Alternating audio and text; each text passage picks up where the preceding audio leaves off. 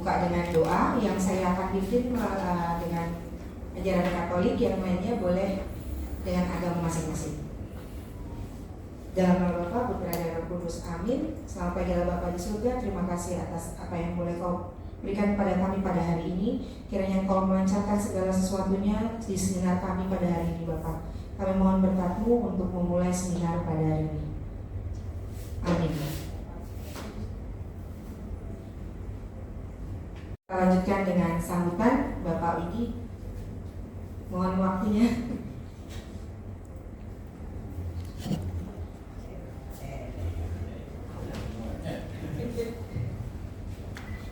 Baik, selamat pagi para pustakawan dan pustakawati dari berbagai macam sekolah.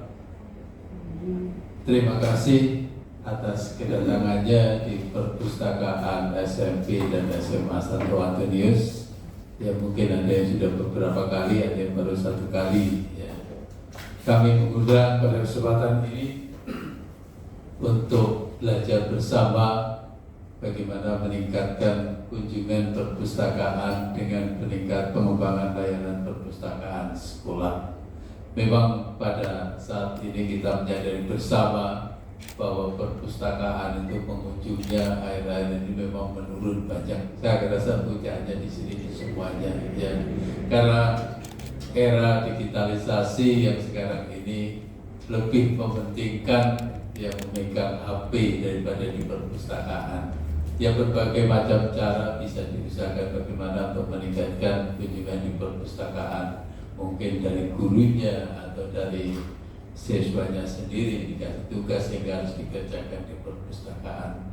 Ya, untuk perpustakaan SMA Antonius SMP dan SMA sebenarnya ini dari dua sekolah, karena kami di sini ada SMP dan SMA, jadi perpustakaannya jadi satu di tempat ini. Ya, kami mengadakan pembaruan ini terutama untuk Romo Trisda sebagai kepala perpustakaan yang banyak sekali membawa perubahan di perpustakaan SMP dan SMA Santo Antonius. Kami juga mengusahakan ini ya, para pustakawan kami yang kami memang benar-benar dari lulusan perpustakaan agar bisa membawa perubahan di perpustakaan ini. Dan nanti kita akan belajar bersama dengan mereka bagaimana untuk meningkatkan kunjungan perpustakaan dengan pengembangan layanan perpustakaan. Di samping itu kami juga belajar, ya, kami juga mengunjungi perpustakaan yang lain untuk belajar bagaimana pelayanan perpustakaan di sekolah lain. Di samping itu ini juga nanti akan pergi ke Lampung juga memberikan layanan bimbingan di sekolah kami, ya, yayasan yang sama yang ada di Lampung, untuk bagaimana mengembangkan perpustakaan itu supaya mempunyai manfaat yang besar terutama bagi peserta didik. Saya kira itu yang bisa saya berikan. Selamat untuk belajar bersama, mengikuti belajar bersama, seminar bersama dalam kesempatan ini. Semoga kita semua bisa mengambil manfaat yang baik, manfaat bagi perpustakaan kita masing-masing. Terima kasih sekali lagi untuk kehadirannya dan selamat untuk pertemuan kita untuk mengikuti seminar pada pagi hari ini.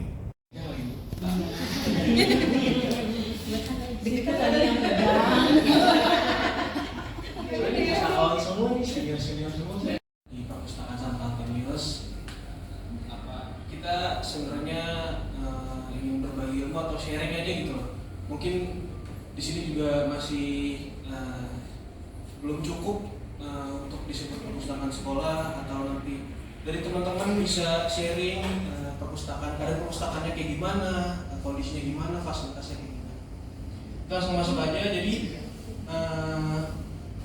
cuma di sini sebelumnya.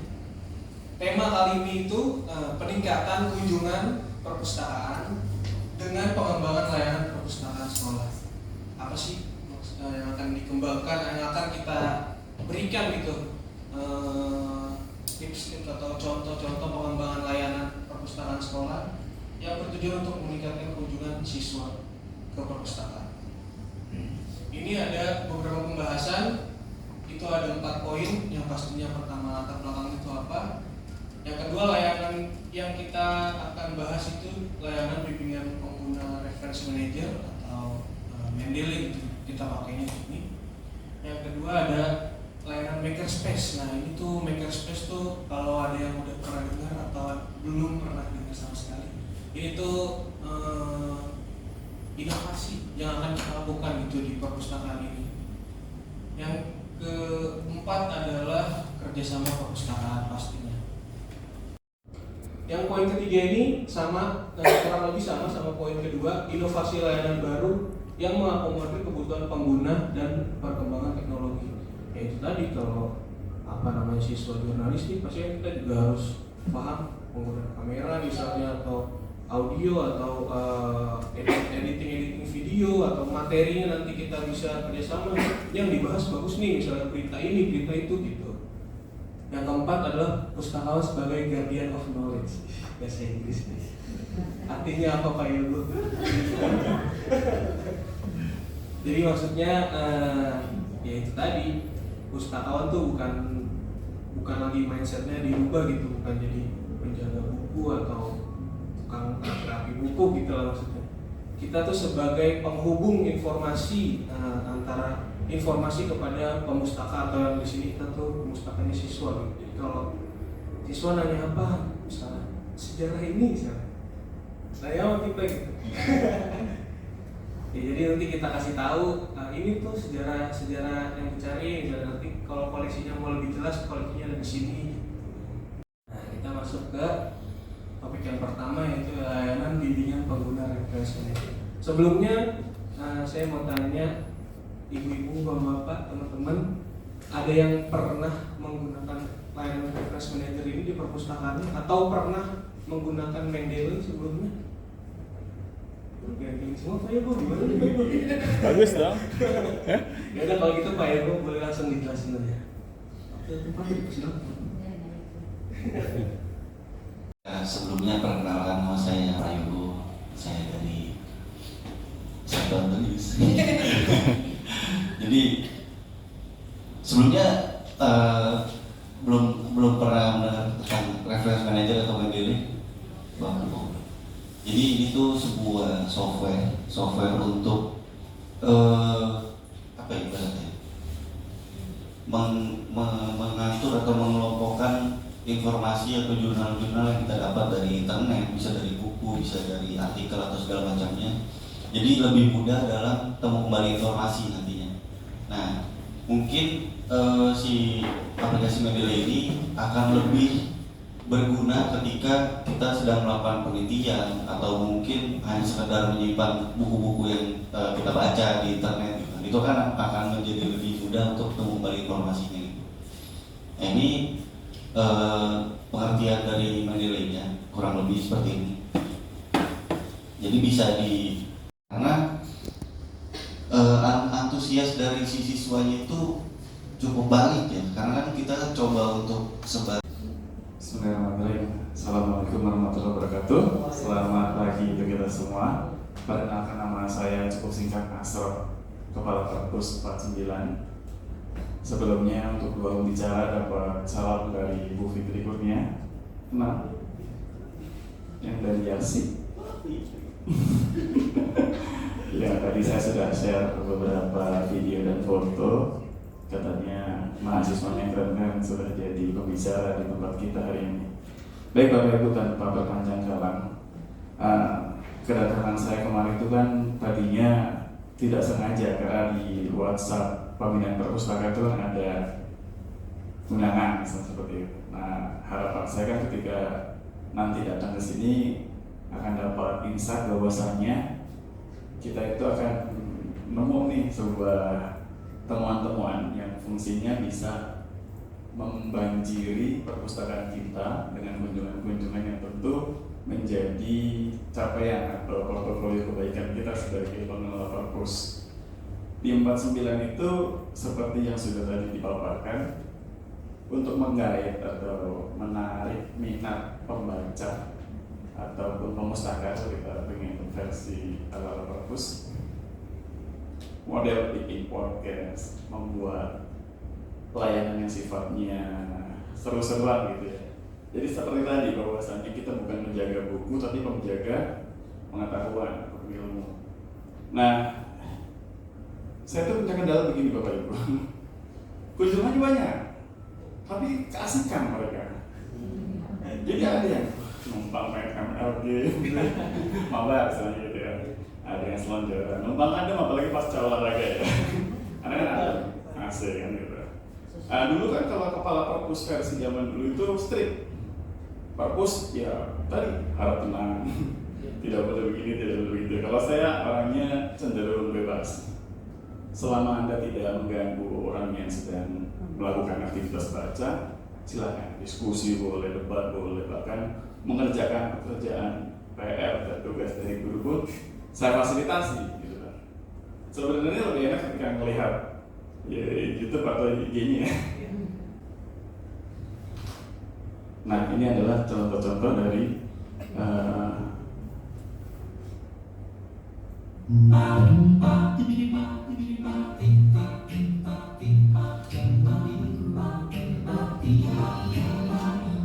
nah ini perpustakaan kami kalau set Bapak Ibu kalau lihat dari grafiknya Pak Gorgex, makanya saya ingin belajar banyak hal di perpustakaan ini. Nah, dari buku ini saya tahu tentang cerita di sini itu pengalaman asli dari penulisnya yang bernama Abis Wigati. Nah, di sini tuh seperti dokumenter yang tertulis tentang pengalaman Abis Wigati selama masa sekolah di Belitung. Jadi, beliau ini sebenarnya lahir dan tinggal di Malang. Namun, beliau harus pindah ke Belitung karena mengikuti ayahnya yang pindah tugas ke sana.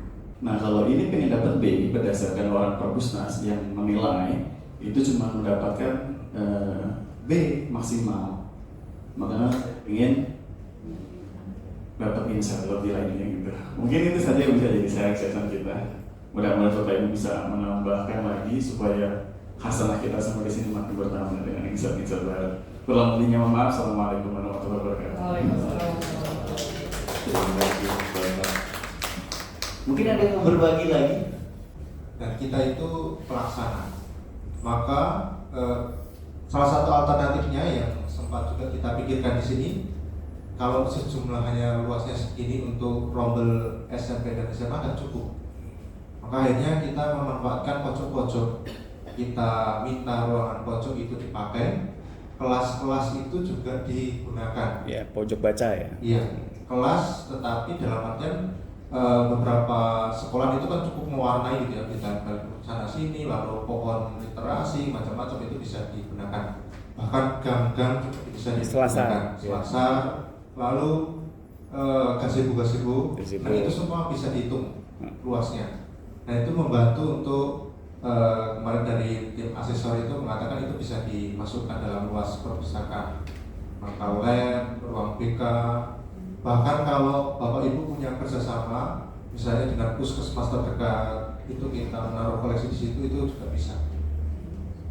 Atau punya di situ ada kantor RT, RW gitu, sekolahan kerjasama dengan itu juga bisa. Karang Taruna itu ya? Ya bisa.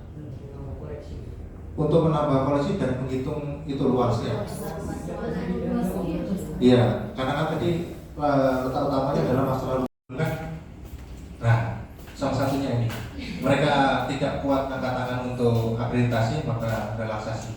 Jadi minimal C 2022 akhir. Iya.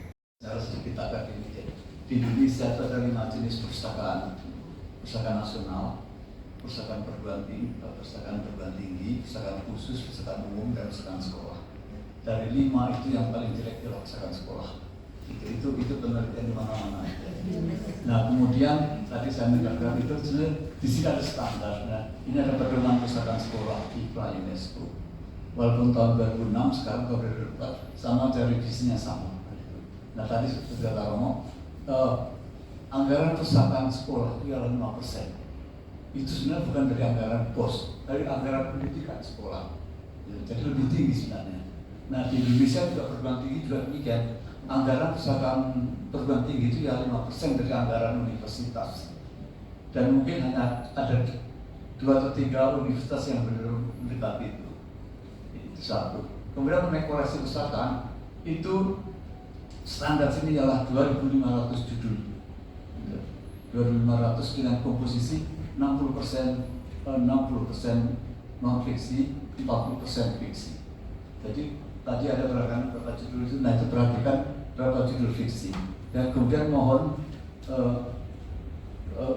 Pusaran itu juga mengembangkan sadar sastra Indonesia. Jadi nanti ada layar terkembang, kemudian asal sesuatu harus ada di sana. Lalu kemudian kita lihat pengalaman di Malaysia. Malaysia itu ketika awal tahun 1960 itu juga pusaran sekolah demikian.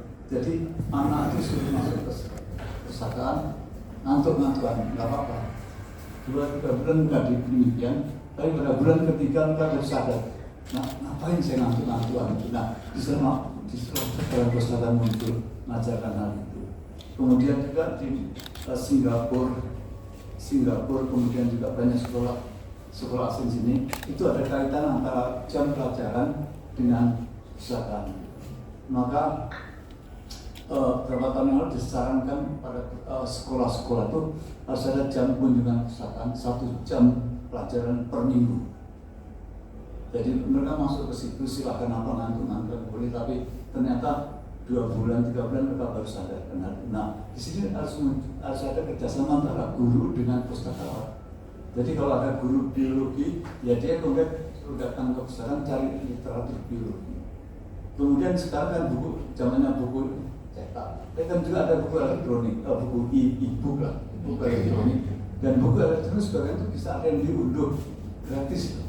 Saya kurang tahu untuk sekolah, tapi di Universitas di Amerika itu kalau ibu bawa bangun jam 10 malam, sana kan jam 10 pagi, itu banyak buku-buku elektronik yang bisa diunduh gratis saja. Dan itu berkaitan dengan mata kuliah itu. Nah, itu dimasukkan ke koleksi pustakaan. Jadi kalau Bapak Ibu mungkin ada waktu, coba lihat malam-malam ada sekolah di Amerika itu, universitas mungkin juga high school, itu ada yang e-book, nah silakan duduk situ. Tapi harus bangun jam 10 malam. Itu kan zamannya tidur kali itu. Nah itu semua. Kemudian sekarang saya itu kadang kita loncat sini silakan sosmed. Tapi mungkin bagaimana sih mengolah buku itu? Nah itu lemah Indonesia. Sudah ada slate, ya. Nah kemudian kalau ada buku, pengarangnya bagaimana menentukan? Sederhana aja. Sultan Takbir Al-Sabana, peraturan perpustakaan nasional pada Sultan, Iskandar Al-Sabana pada Iskandar. Nah itu kemudian sekarang sudah muncul peraturan Menteri Dalam Negeri tentang nama. Nama itu dibagi 3 sekarang. Jadi nama paling sedikit harus 2, bagian depan nama dan bagian belakang nama. Nah akses itu bagian belakang nama. Nah sekarang saya masih ketinggalan zaman dulu. Jadi kalau ada Muhammad Yamin itu ada Muhammad. Muhammad Hatta pada Muhammad. Seharusnya peraturan baru ada Hatta, Boma Muhammad, Yamin Boma Muhammad. Nah itu ketinggalan hal itu. Jadi kalau mengubah itu silahkan pilih aja. Karena praktek sekarang itu di bank, imigrasi, kemudian polisi sekarang yang dipanggil itu adalah bagian nama belakang. Nggak pernah bagian nama belakang depan. Coba kalau naik penerbangan itu Muhammad Yamin dipanggil Yamin, bukan Muhammadnya. Nah itu kebiasaan lain, kita harus berubah.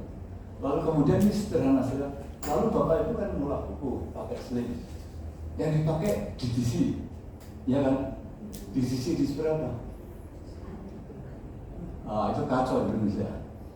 Bapak, Ibu pakai edisi classification, ada edisi lengkap, ada edisi ringkas. Yang dipakai yang mana? Nah edisi ringkas itu yang versi lama, versi Coha itu yang versi baru. Nah itu udah peninggalan zaman lagi Bu. Jadi sekarang tuh ada edisi ringkas itu ada 2 versi, bahasa Inggris dengan bahasa Indonesia. Nah versi edisi ke-15 ringkas itu dulu dikeluarkan oleh Pustaka Nasional, buku yang tebal segini. Dan sekarang nggak dibagi-bagikan lagi. Nah, mungkin pakai edisi ringkas model Toha Makonda. Udah kuno, terus saya belum lahir masih pakai. Jadi kita harus pakai edisi. Nah, kemudian untuk subjeknya gimana? Kalau murid datang tuh, saya cari tentang lembu, gimana mencarinya di pustakaan? Nah itu harus ada daftar kartu subjek. Nah sayangnya di Indonesia daftar kartu subjek pustakaan sekolah itu belum ada gitu. Jadi saya juga ingin tanya, Bapak itu menentukan subjek pakai apa?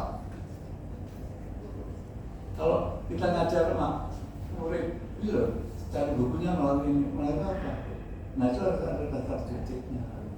Ibu pakai menggunakan sapi, lembu atau jawi? Mana dipakai? Sapi. Kenapa sapi? Kok enggak lembu? Nah itu harus ada daftar subjeknya digunakan. Jadi kita harus mulai dari sederhana. Sosmed itu sudah tidak lanjutan, tapi harus didukung oleh koleksi yang ada di perpustakaan. Nah, syukur oleh perpustakaan itu ada fasilitas internet. Nah, kemudian silakan hal itu. Kalau banyak negara-negara maju, Australia, Singapura bisa sampai dikeluarkan peraturan mereka nggak boleh masuk pada situs yang triple X. Seperti porno semua, itu sangat porno itu. Nah, karena beberapa persen sekolah itu dibatasi karena, nah itu di Amerika udah jadi masalah karena itu. Apakah kita berhak membatasi murid masuk situs? Berhak nggak kita? Masa kita melototin? Kalau pakai apa? Nah, kemudian diwakilkan mereka berenang juga hal itu. Jadi kita mulai dari sederhana karena ini. Jadi kalau mungkin yang diusulkan ada jam kunjungan wajib 1 jam ke perpustakaan. Nah itu ada kerjasama. Kalau dia guru biologi diajarkan itu. Kalau dia guru sejarah, ini loh buku sejarah tentang hal itu. Kalau guru bahasa Indonesia, ini loh literatur. Dan kemudian jangan takut memberikan buku-buku tentang sastra Indonesia. Jadi kalau ada zaman pujangga baru, pujangga modern, bahkan yang sekarang itu silakan. Itu silakan kita baca komik-komik yang ada itu. Jadi kita bisa menarik mereka kan. Tapi ya harus ada kerjasama antara guru dengan pustakawan. Lalu mengenai pendidikan pustakawan, biasa sih termasuk yang sangat mengkritik hal itu. Katakanlah 120 jam. Maaf aja, ngerti apa sih 120 jam? Jangan-jangan tukang jui aja nggak pernah gitu. Jui yang asli ya, jui decimal classification kan nggak pernah. Nah itu jadi ya itulah. Dulu berotan yang harus disukai melalui UT, tapi juga UT juga kewalahan khusus untuk persukaan sekolah. Jadi masih banyak tantangannya. Mulai dari anggaran 5%, sikap kepala sekolah, hingga sikap yayasan, segala macam dan kaitan antara pengajaran di kelas dengan pelajaran di perpustakaan terus ada kualifikasi. Terus jam segala itu. Jadi kalau berani 1 jam pelajaran per kelas masuk ke situ, itu perpustakaan udah sibuk banget tuh. Nah, jadi koleksi nggak usah khawatir.